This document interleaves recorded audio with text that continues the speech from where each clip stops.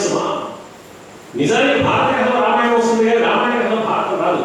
కానీ భారతం కూడా రామాయణాన్ని ఇప్పటికే అడ్డు తరిగేస్తే రెండో వైపు మరొక విధంగా ఉన్నట్లుగా ఉన్న కథ తప్ప ఇంకోటి కాదు.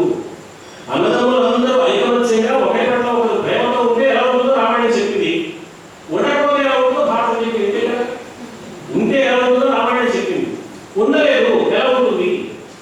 రాజ్యాధికారం నువ్వే తీసుకోవయ్యా, నువ్వే తీసుకో, నీకే తప్ప నాకు అధికారం లేదు, నువ్వు పెద్దవాడిని అన్నాడు భరతుడు. నాన్నగారు మాట ఇచ్చారు, 14 ఏళ్ళు నువ్వు పరిపాలించిన తమ్ముడు, తర్వాత వస్తాను, రాజ్యం నాన్నగారిదే, మాట నాన్నగారిదే. రాజ్యం అనుకూలంగా ఉంది కాబట్టి తీసుకుందాం, మాట ఇబ్బందిగా ఉంది కాబట్టి వదిలేద్దాం అనడం ఏ పాటి న్యాయం చెప్పు, నువ్వే పరిపాలించు అన్నాడు రాముడు. రాముడు భరతుడు ఎవరు మాట్లాడుకుంటున్నారు? రాజ్యాధికారం నువ్వు తీసుకోవాలంటే నువ్వు తీసుకోవాలి, అధికారం నువ్వు తీసుకోవాలంటే నువ్వు తీసుకోవాలి. దాని అన్నదమ్ములు మాట్లాడుకుంటే అది రామ కథ, అది రామరాజ్యం. అధికారం నాకే కావాలి నాకే కావాలి అని ఇద్దరు మాట్లాడుకుంటే అది పోట్లాటగా మారుతుంది, ఇద్దరు పోట్లాడుకుంటే అది కురుక్షేత్రం. కాబట్టి భారత కథ కూడా పరోక్షంగా రామాయణ కథకు మరొక రకమైన వ్యతిరేక పరిస్థితులు వచ్చేప్పుడు ఏం జరుగుతుందనే ఆలోచనకు వివరణప్రాయమైన కథ తప్ప అది కూడా కొత్త కథ కాదు. కథలు రెండే, రామాయణ భారతాన్ని కొందరంటే రెండు మాత్రం ఎక్కడున్నాయంటే ఒకటేనంటే రామాయణం ఒకటే కదా.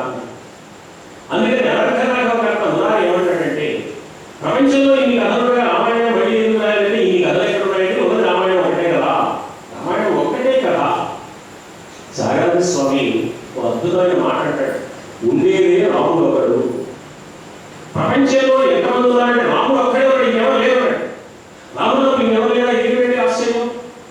ఆయన అలా అన్నాడేంటి జాగరణ స్వామి గారు? ఆయన భక్తి తప్ప ఇంకో ప్రపంచం లేదు పాపం, అందువల్ల ఆయన అన్నాడేమో అనుకుంటే కొంతకాలం తర్వాత వచ్చిన మనకు బాగా దగ్గరగా ఉన్న భద్రాచల రామదాసు కూడా అంతా రామమయం అన్నాడు. రామమయం కానిది ఈ ప్రపంచంలో లేదు. ఆలోచించి చూస్తే మానవ జీవితానికి, రామ తత్వానికి, రామనామానికి, రామ చరిత్రకు ఎంతటి అవినాభావ సంబంధం ఉన్నదో ఆశ్చర్యం కలుగుతుంది. పిల్లవాడు పుట్టాడు, ఉయ్యాల్లో వేసి ఊపుతున్నాం, తెలుగువాడు అన్నమాట ఇంకో పాట రాదు, రామాలాలి మేఘశ్యామలాలి పాట వస్తుంది. ఓ ఉత్తరం రాయాలి, పైన శ్రీరామాన్ని రాసి ఉత్తరం మొదలు పెడతాం. ఏదైనా రాసుకోవాలి, దేవుడి పేరు 10 సార్లు రాయాలి. ఇప్పుడైతే అన్ని కోట్లు వచ్చాయి కానీ మొదలు నుంచి ఉన్నది రామకోటి మాత్రమే. శ్రీరామ శ్రీరామ శ్రీరామ శ్రీరామ. విష్ణు సహస్రం అంతా చదవాలండి, విష్ణుమూర్తిని కీర్తించాలని ఉంది, చాలా కోరిక ఉంది మాకు.